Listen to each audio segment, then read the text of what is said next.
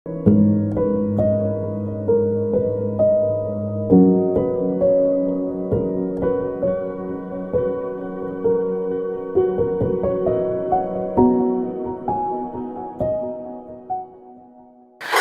குட்டீஸ், எப்படி இருக்கிறீங்க?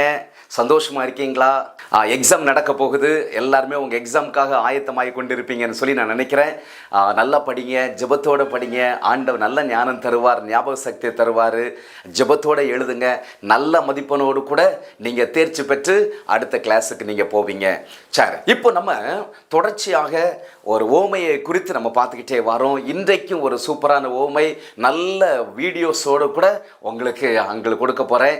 ஸோ நம்ம பைபிளில் இயேசு கிறிஸ்து பரலோக ராஜ்யத்தை பற்றி சொல்றதுக்கு தான் நிறைய ஓமைகளை அவர் பயன்படுத்தி இருக்கிறார். அந்த வரிசையில் இன்றைக்கு ஐஸ்வர்யவான் லாசரு அப்படி என்கிற ஒரு காரியத்தை பற்றி தான் நம்ம பார்க்க போகிறோம். சரிதானா? ஆமாம், இந்த ஸ்டோரி நீங்கள் நிறைய நேரம் சண்டே ஸ்கூலில் கேட்டிருப்பீங்கள. ஆனால் இன்னொரு முறை இந்த வீடியோடு கூட சேர்ந்து பாருங்க. இந்த ஐஸ்வர்யவானுடைய வாழ்க்கை என்ன நடந்துச்சுது, இந்த தரித்திரனாகிய லாசருடைய வாழ்க்கை என்ன நடந்துச்சுது அப்படிங்கிறத இந்த வீடியோ மூலம் நீங்கள் பார்த்து உங்கள் வாழ்க்கையை ஒப்பு கொடுங்க. ஒரு பட்டணத்தில் மிகவும் ஐஸ்வர்யமுள்ள ஒரு மனிதன் இருந்தான். அவன் நல்ல வசதியாக அவன் வாழ்ந்து வந்தான். அவனுக்கு நல்ல சாப்பாடு அனுதினமும் இருந்தது. ஏராளமான சொத்துக்கள் அவனுக்கு இருந்தது. வேலைக்காரிகளும் வேலைக்காரர்களும் ஏராளமான பேர் அவனுக்கு உதவி செய்ய இருந்தார்கள். மிகவும் சம்பிரமமாய் அவன் வாழ்ந்து வந்தான். அப்படியே அந்த பட்டணத்தில் ஒரு ஏழை மனிதன் லாசரு என்கிற ஒரு தரித்திரனும் வாழ்ந்து வந்தான். ஐஸ்வர்யவானுடைய வீட்டிலிருந்து கொட்டப்படுகிற மீதமுள்ள ஆகாரத்தை சாப்பிடுவதற்காக அவனுடைய வீட்டு அருகே அவன் காத்து கிடந்தான். அவன் மேலே முழுவதும் புண்கள், நாய்கள் வந்து அவனுடைய புண்களை நக்கி கொண்டிருக்கிற ஒரு ஏழ்மை சூழ்நிலையில் அவன் வாழ்ந்து வந்தான். இந்த ஐஸ்வர்யவானோ தனக்கு எல்லாம் இருந்தும் இந்த ஏழை மனிதனாகிய லாசருவை அவன் கண்டுகொள்ளவே இல்லை. அவனை அலட்சியப்படுத்தினான். அவனுக்கு உதவி செய்ய இவனுக்கு மனம் வரவில்லை. நாட்கள் போய்கொண்டே இருந்தது. ஒரு நாள் தரித்திரனாகிய அந்த லாசரு இறந்து போய்விட்டான். தேவதூதர்கள் அவனை எடுத்துக்கொண்டு ஆபிரகாமின் மடியில் விட்டார்கள். அதுபோலவே ஒரு நாள் ஐஸ்வர்யவானும் மரித்தான். எல்லா விதமான மரியாதையோடு கூட அவன் அடக்கம் பண்ணப்பட்டான். இப்படிப்பட்ட சூழ்நிலையில் இந்த ஐஸ்வர்யவான் பாதாளத்தில் தள்ளப்பட்டான். பாதாளத்திலே அவன் வேதனைப்படுகிற போது தன் கண்களை ஏறெடுத்து தூரத்திலே ஆபிரகாமையும் அவன் மடியிலே லாசருவையும் கண்டான். இந்த ஐஸ்வர்யவான் ஆபிரகாமை பார்த்து, தகப்பனாகிய ஆபிரகாமே, நீர் எனக்கு இறங்கி லாசரு தன் விரலின் நுனியை தண்ணீரில் தோய்த்து என் நாவை குளிர பண்ணும்படி அவனை அனுப்ப வேண்டும். இந்த அக்கினி ஜுவாலையில் வேதனைப்படுகிறேனே. அதற்கு ஆபிரகாம், மகனே, நீ பூமியிலே உயிரோடு இருக்கும் காலத்தில் உன் நன்மைகளை அனுபவித்தாய், லாசருவும் தீமைகளை அனுபவித்தான். அதை நீ நினைத்துக்கொள். இப்பொழுது லாசரு தேற்றப்படுகிறான், நீயோ வேதனைப்படுகிறாய். அது மட்டுமல்ல, இவ்விடத்திலிருந்து உங்களிடத்திற்கு கடந்து போகவும் அவ்விடத்திலிருந்து எங்களிடத்துக்கு கடந்து வரவும் மனதுள்ளவர்களுக்கு கூடாதபடிக்கு எங்களுக்கும் உங்களுக்கும் நடுவே பெரும் பிளவு உண்டாக்கப்பட்டிருக்கிறது. அப்படியானால் தகப்பனே, எனக்கு 5 பேர் சகோதரர் உண்டு. அவர்களும் வேதனை உள்ள இந்த இடத்துக்கு வராதபடி லாசரு போய் அவர்களுக்கு சாட்சியாக அறிவிக்கட்டும். நீர் அவனை என் தகப்பன் வீட்டுக்கு அனுப்ப வேண்டும் என்று உம்மை வேண்டிக் கொள்ளுகிறேன். அதற்கு ஆபிரகாம், அவர்களுக்கு மோசேயும் தீர்க்கதரிசிகளும் உண்டு, அவர்களுக்கு அவர்கள் செவி கொடுக்கட்டும். ஐயா, அப்படி இல்லை தகப்பனாகிய ஆபிரகாமே, மரித்தோரிலிருந்து ஒருவன் அவர்களிடத்திற்கு போனால் என் சகோதரர்கள் மனம் திரும்புவார்கள் ஐயா. அவர்கள் மோசேக்கும் தீர்க்கதரிசிகளுக்கும் செவி கொடாவிட்டால் மரித்தோரிலிருந்து ஒருவன் எழுந்து போனாலும் நம்ப மாட்டார்கள். ஓகே குட்டீஸ், வீடியோஸ் பார்த்தீங்களா? ஆமாம், நல்லா பார்த்து என்ஜாய் பண்ணியிருப்பீங்கன்னு நினைக்கிறேன். சரிதானா? பாரு அருமையான தம்பி தங்கச்சி, இந்த ஐஸ்வர்யவானுக்கு இந்த உலகத்தில் ஒரு பெயர் இயேசு சொல்லலை. ஆனால் அந்த தரித்திரனுக்கு லாசருன்னு ஒரு பெயர் சொல்லியிருக்கிறார் இல்லையா? ஓமைகளிலேயே ஒரு பெயர் வந்த ஓமை இது மட்டும்தான். சரிதானா? ஆமாம், இந்த உலகத்தில் நம்ம தரித்திரனாக இருந்தால் பரலோகத்துக்கு போயிட முடியுமா? இந்த உலகத்தில் நம்ம ஐஸ்வர்யமான பணக்காரராக இருந்தால் பரலோகத்துக்கு போகவே முடியாதா அப்படிங்கிற சந்தேகம் வரலாம்.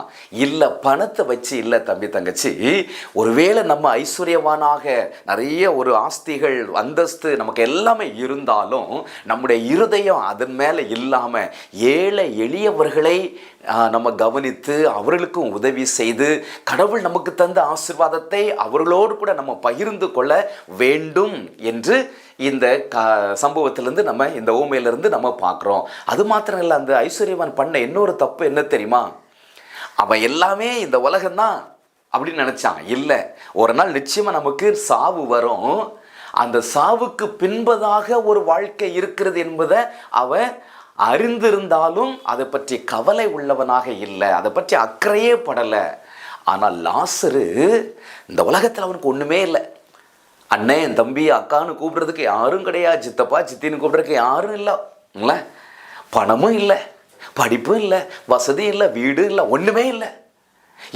இந்த ஐஸ்வர்யவனுடைய வீட்டில் இருந்து சாப்பிட்டுட்டு மீதி போடுவாங்கல்ல, அதை கிடைக்குமான்னு ஆசையாக காத்திருந்தான்.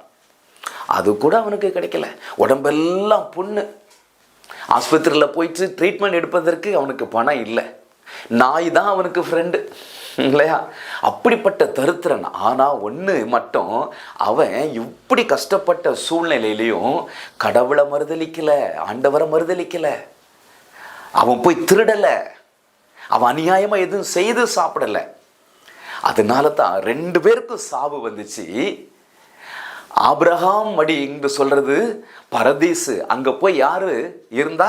தேவதூதர்கள் வந்து இந்த லாசரு மரித்த உடனே ஆபிரகாமுடைய மடியில் கொண்டு விட்டாங்க. அங்கே என்ன பண்ணப்படுகிறானா? தேற்றப்படுகிறான். அங்கே சந்தோஷமா இருக்கிறான். ஆனால் அதே போல இந்த ஐஸ்வர்யானும் மறுத்தாரு. ஒருவேளை நல்லா மேலே தாளம் பூ மலர் எல்லாமே வச்சு அவரை அடக்கம் பண்ணியிருப்பாங்க. நிறைய பேர் வந்திருப்பாங்க. லாசருக்கு யாரும் வந்திருப்பாங்களா?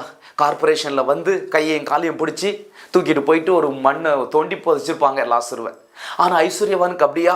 நல்ல காஃபின் பாக்ஸ் வச்சு கண்ணாடி பெட்டிக்குள்ளே வச்சு அவர் 4 பேர் தூக்கிட்டு போய் அவருக்கு பாட்டு பாடி அவரை பற்றி புகழ்ந்து 4 பேர் பேசி அப்படி அடக்கம் பண்ணியிருப்பாங்க.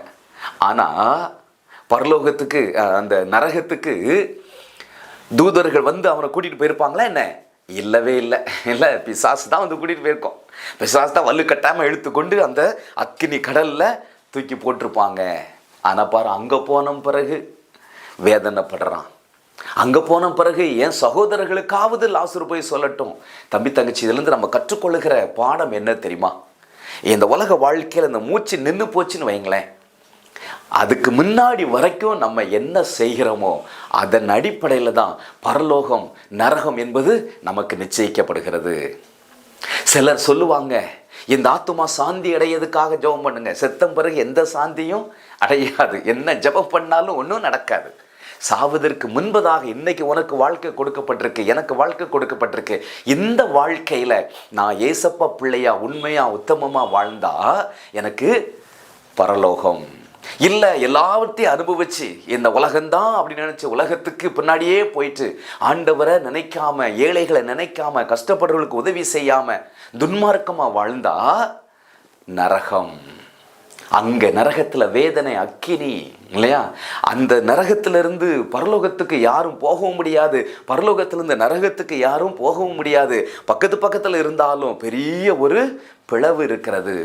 அதை தான் பார்க்குறோம். அருமையான தம்பி தங்கச்சி, நமக்கு கொடுத்திருக்கிற இந்த வாழ்க்கையில் ஆண்டவரை நினைப்போம், ஆண்டவரை ஆராதிப்போம், ஆண்டவர் சொல்கிறபடி நடப்போம், உண்மை உள்ள பிள்ளைகளாக நடப்போம், ஒழுக்கமுள்ள பிள்ளைகளாக நடப்போம், நல்ல பிள்ளைகளாக வாழ்வோம், நன்மையை 4 பேருக்கு செய்வோம். இந்த உலக வாழ்க்கை மூச்சு அடங்கும் பொழுது பரலோகத்தில் ஆண்டவரோடு கூட இருப்போம். God bless you. அடுத்த வாரம் இன்னொரு உண்மையோடு கூட உங்களை சந்திக்கிறேன். அது வரைக்கும் ஆண்டவருடைய கிருபையும் சந்தோஷமும் சமாதானமும் பிரசன்னமும் உங்களோடு கூட இருக்கட்டும். God bless you.